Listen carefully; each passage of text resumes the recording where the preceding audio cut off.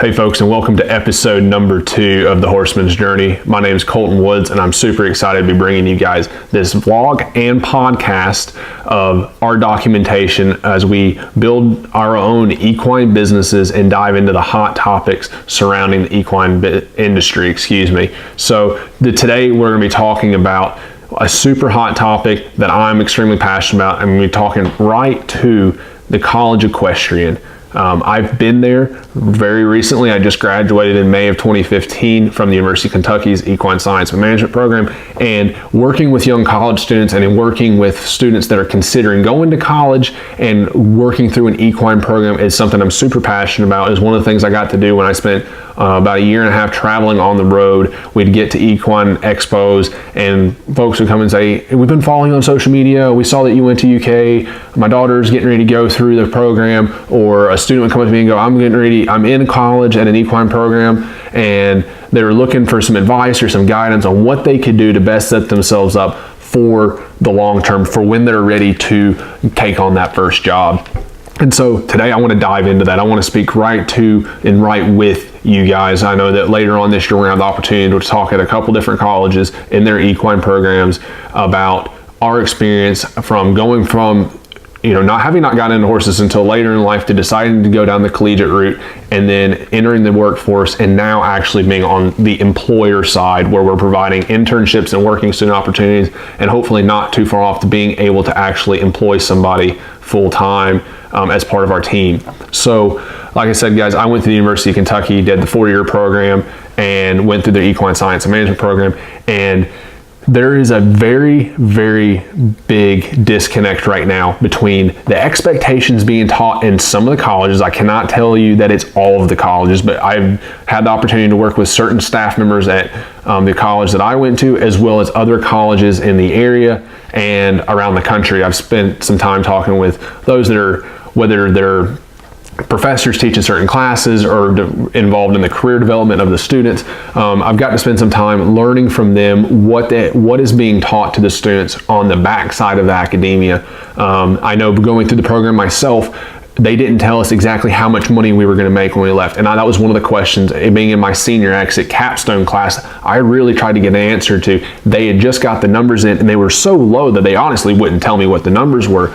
But as a college student, we have to be able to make the right decisions for our careers, and I want to be able to help you guys as much as I can set yourselves up for success down the road. What can you be doing today that will help you make sure that you're ready to get a job when you go out? So I'll be right forward. Let's just get right into it. Your degree is not enough. Your degree, you spending the 3 to 4 years in college, some of you guys might be in 2-year programs, it's not enough. Who cares? The industry does not care about that piece of paper.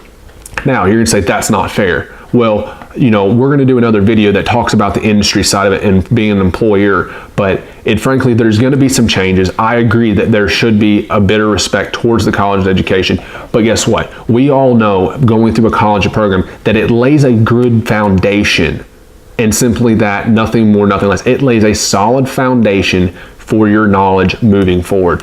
But what matters most is what you're doing outside of the classroom and how you're applying that knowledge to your future career field. Now, if you're going to go to college and you're going to become a veterinarian, you need to go to class, and then so that you can get into vet school. And you probably need to go be a vet technician or get some hands-on experience at a clinic or something like that, so that you're applying that knowledge. The situation is no different, but you're going to school so that you can go to school again. Now, a lot of us are going to go, and a lot of people like myself, you're going to go to college, get your 4-year or 2-year degree of equine science, and then you're going to go look for a job because you're not going to another 4 years of vet school. And what is super imperative, whether you're going to vet school or not, is that you're developing skills that make you into an asset when you go to look for a job later on down the road. So right now, as I'm talking about this, I want you to think about what you're doing right now that would, outside of the classroom, give you the hardcore assets or hardcore skills to be at. If you want to be a horse trainer, are you out apprenticing or being an assistant trainer for somebody else? Or are you starting colts on the side and you're training horses on your own so that when you get out, you can say, yeah, I've been through college, but I've also been riding horses and having a clientele for this many people. Or maybe you're super entrepreneur, you're like, I'm going to college and then I'm starting my own business. What are you doing today? If you want to start your own business, what are you doing today? I wouldn't even wait. That was one thing that I wish I would have done a little different. I was building my own business, but it was in a different form. But if you're in college and you're like, when I graduate, I'm opening up my own online tax store, right? Start now. Like, what are you doing today? Or go intern with somebody that does e-commerce. Go do that. Might be going into bloodstock and wanting to learn how to do pedigree analysis and all that fun stuff, because that comes to me in mind because I'm here in thoroughbred country in Kentucky. But what are you doing to learn more? Are you interning with the bloodstock agent or working with somebody that's in charge of developing the pedigree books before sales? Guys, I cannot stress the importance of the internships are what make the college experience, because it's not necessarily always what you're doing, but who you are doing it with. And that is so important, that you guys are out, you're doing your internships and you're meeting people, you're making connections, developing relationships. And when you have the opportunity and someone says, hey, if you can stay for an extra hour, this other person's going to come out, and you get to see them do that. Even if you're not interested in what they're doing, stay, do it. Meet that person, because that person might be the link to your next job, guys. So I want to make sure this is extremely valuable, guys. Like, the internships are key. Don't get so emotional on the fact that the industry itself goes, that's great, you have a college education, who cares? You know what? Because that is what it is. It's going to change in the next couple of years, because your demand for your lifestyle is going to change. But I want you guys to be very understanding of this, because we went through college, and I went to a career fair here recently where I talked with some different professors that are in charge of helping people make the decisions, and they're telling people just like yourself what you need to expect from your employer. I'm going to give you the real hard facts of it. You're not going to make $50,000 to $75,000 a year right out of school. Some of you will. Majority of you won't. I didn't. I'm one of those that did not. Actually, I made $200 a week after I graduated college. But guess what? It was like me taking an internship. It was like taking a free internship. I was willing to take minimal pay for a massive amount of experience that has now set me up to run my own business. And I gained the hardcore knowledge and the experience that I needed so I could feel successful, or I could feel ready to go off and do things on my own, which was my ultimate goal. But you guys need to look at the very hardcore facts about the industry. And I want to be very blunt with you. You're not going to graduate and make $50,000 to $75,000 a year. You're not going to get a full benefits, 401k, health and dental and eye and vision and all that stuff, as well as 2 weeks paid vacation, housing, a car, and your cell phone bill paid. Keep dreaming. You know what? There's nothing wrong with wanting to get that eventually, but it's not going to come just because you have a piece of paper that says, I graduated from such and such institution, such and such institution. You're going to have to go out and you're going to have to get the hardcore skills and assets to make yourself valuable to these employers. These employers are the baby boomer generation, and they look at things completely different than we do, because I'm in the same group as you guys, and they don't see things the same. But guess what? It doesn't matter, because we're next. They're retiring and dying off faster than ever before, because that baby boomer generation, the millennials, our generation right now, is the largest group right now with buying power and being hired right now, because it's our turn. We're the ones stepping in, and they're the ones that raised us. So it's nothing personal. It's completely objective in this, but they're going to hire us, and we have to have reasonable expectations. We have to be able to have a conversation with them and be able to find some middle ground. You're not going to make the 50 to 75 a year. You might actually end up making like 27, or you might make 35. And you're like, well, I just poured all this money into college. Yep, you did. And they're the ones that probably told you to do it. It is what it is. Take it. You know what? But figure out what you want to do. If the horse industry is what you want to do, then you got to dig deep. It's not going to be easy. And you got to figure out what you're going to do. Now, some people will go off and you'll make 6 figures, and that's great, because that's the side of your business you're in. But I know a lot of people, because there's so many jobs in this industry where that's not the case. And you're going to have to be willing to take a little bit of a gut check in terms of whatever your crap your professors are feeding you, and realize, hey, what is going on? And what's the best way you can do that right now? You can go down and you can say, I would love to have an opportunity to work for so and so, and you write their names down. And before you graduate, call them and ask them, what are they looking for? And when they hire people in those positions, what is the normal package? Like, what is the normal hiring process like? And what is the compensation? It's nothing, people get all worried to talk about money, but if you say, I'm just trying to best prepare for this, and if you find out that it is something so arbitrary, like $15,000 a year, and no benefits, no housing, no nothing, and you're like, that's just not going to work. It's better that you find that out now than when you graduate and you're like, I've got to do something, and they're like, yep, here's your 15, and you're like, no, that's not going to work. Go ahead and figure it out now. Even it's August, it's the middle of August, this is the best time to be talking about this. Like, sit down, figure out who you want to work for. You're going to be applying to jobs all year if you're a senior, and if you're not a senior, you got plenty of time.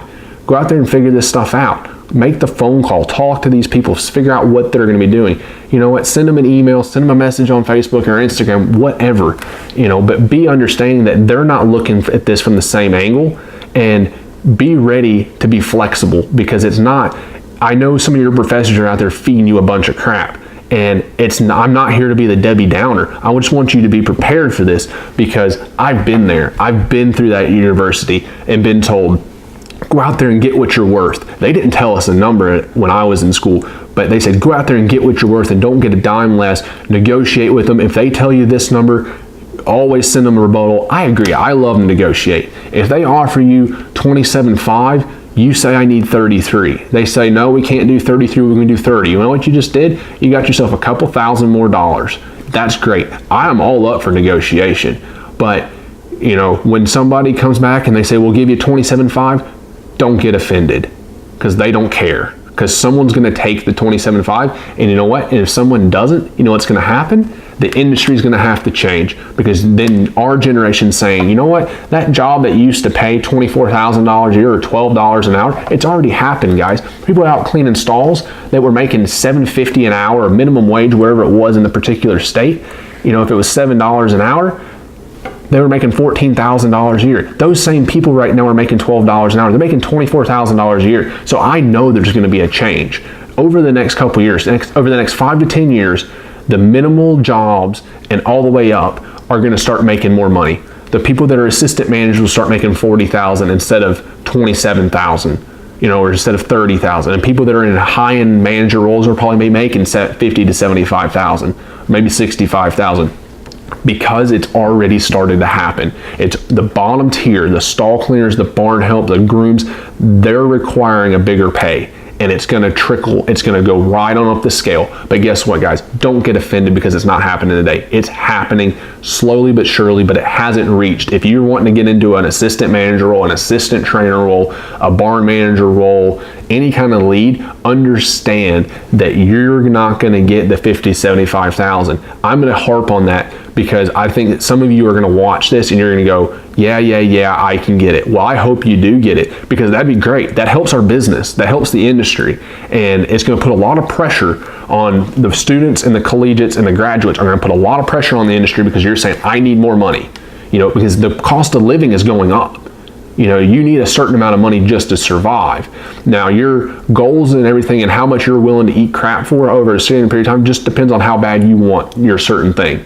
If you really want it bad, you're willing to make more sacrifices. And if you just want to work a standard, 6-day week, 10-hour days, which is pretty standard in the equine industry, 10, 12-hour days, at least 6 days a week, if you're wanting to do that, then you'll find a job, but you're going to be capped on the potential, because you're going to fall into a certain skill set and you'll stay there and you'll move up over a period of time, but it's going to be a bit more like government work. It's going to be slow. But that's all personal. It all depends on what you want to do. There's nothing wrong with that at all. But I want to make sure that as a graduate myself and having gone through, there's no reason to get emotional. Like, we reap what we sow. We decided to go to college. That's a good investment. Maybe. I don't always agree. I didn't go to college to learn to train horses. Would I go to college again if I had the opportunity? Hell no. I would not have gone back. I would not go back to school, but I also wouldn't change a thing. I have no regrets for doing that. But knowing what I know now, I would not have gone to college to be a horse trainer. I didn't. And in fact, I didn't go to college to be a horse trainer. But what I did do is I went to college, be frankly honest with you, because my parents helped float the bill on it. They said, hey, you need to go to college and get that education because no one can take your knowledge away from you. That's what they told me. And I've been preached that my whole life. I tried to convince them to let me take a year off. I fought it tooth and nail. I didn't want to go. But guess what? If I had to pay for it, there's no chance in hell I would have gone. I would not have floated the bill on it, because I was not willing to take on the debt of college to do that. But I had a very unique opportunity. And, even when my parents said, you need to go to school, and I said, fine, I didn't want to be there so much that I told them I'm graduating in 3 years. I'm like, I'm out of here. It wasn't to save them money. I felt good that they did save money, but it was because I didn't ultimately really want to be there. I wanted to get on to that next, I wanted to start my career and get into the craft that I wanted to do, which was train horses. So I went to college. I got a great foundation, just like you guys are getting in the basic education, but you guys need to get out there. You need to get those internships. You need to take part-time jobs, and you need to dig deep into what you want to do, what your craft want to be. And if you don't know, it doesn't matter. That's fine if you don't know. You don't have to know. But you need to be willing to go out and try something and try to develop the craft. And when you do an internship and you're like, this sucks, that's great information. It's better that you find that out now than take a job in that career and now you're in a contract to keep that job. No, go out there and do those internships. Do stuff. If you don't want to, you want to be in the horse business, but you're not sure whether you want to train horses or do you want to manage a boarding barn, if you want to get into sales or if you want to get into designing arenas and jumps and courses and stuff like that. There's so many opportunities, guys. It's amazing. Just dig in there a little bit. I went into school coming to the University of Kentucky thinking I'm going to the horse capital of the world where I'm going to get this awesome hands-on experience from this legendary program. You know what I found out? I got up here, I met with professors, I went through the college, and it took me until 2 or 3 weeks into school before I realized that the program that I was in had only been official since 2009. It was 3 years old when I got there. And I didn't realize that until I got there. I was moved in, I was in college, tuition paid. I didn't know. That's piss poor research on my part, but I assumed going to Lexington, Kentucky, where there's thoroughbreds and there's horse culture and bourbon, I'm like, this is it. I have arrived, essentially. And then I got here and I'm like, wait, this program is so science-based, it's built around the thoroughbred, and it's a super young program. I was like, but I was committed. I felt committed at that point. I'm like, well, I just got to stick with it. I've got to see this through. So I made the most of it. I was like, well, you know what? I want to work with horses hands-on when I get out of here. I only get to take one hands-on course with horses my whole time here. So you know what I did? I went out and got internships. I interned with a thoroughbred outfit before I even started my freshman year. Then I took another internship and we went to Iowa and trained horses after my freshman year, or after my first year. And then between my second and my third year, I had an internship that was back here in Kentucky where I spent the summer traveling around the state of Kentucky and training horses on the side. But I knew that the college wasn't going to serve me in the field that I wanted to go into. It would give me the foundation in terms of health and disease and anatomy and all the science-based things, but it wasn't going to teach me my craft.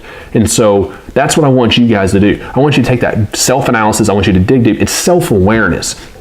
It's knowing yourself, knowing what your strengths are, knowing even what your weaknesses are, but playing to your strengths and going out there and then realizing, okay, what is the strengths of this program? What is this program going to do? I can guarantee you that program is going to help you make connections. Go in there, bug the crap out of your professor, say, hey, who do you know that might be able to hook me up or might be able to point me in the right direction for this? And meet people. Go out there and dig deep.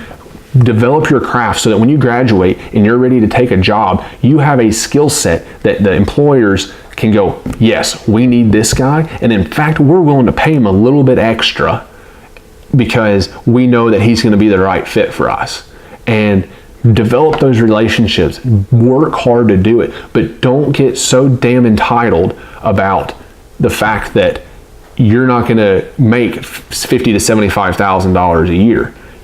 There's some stigmas about our generation that are complete bullshit, that people think that we're not going to work hard because we had a silver spoon in our mouth when we were born and we've always had what we wanted. Well, guess what, guys? If that's you, I want you to have a real good gut check right now because the business isn't going to tolerate it. This business is some old codgers that have been here in their 5th generation, and they don't think that you're willing to work for it. So they pretty much would rather sell their farm and shut the doors before letting somebody like us hand it over. You know what? That's freaking sad, because they're the ones that raised us. So the joke's on them. The joke isn't on us. And I know that, just like any generation, there's lazy people. There's lazy people that were part of the baby boomer generation just as much as there's lazy people that are part of our generation.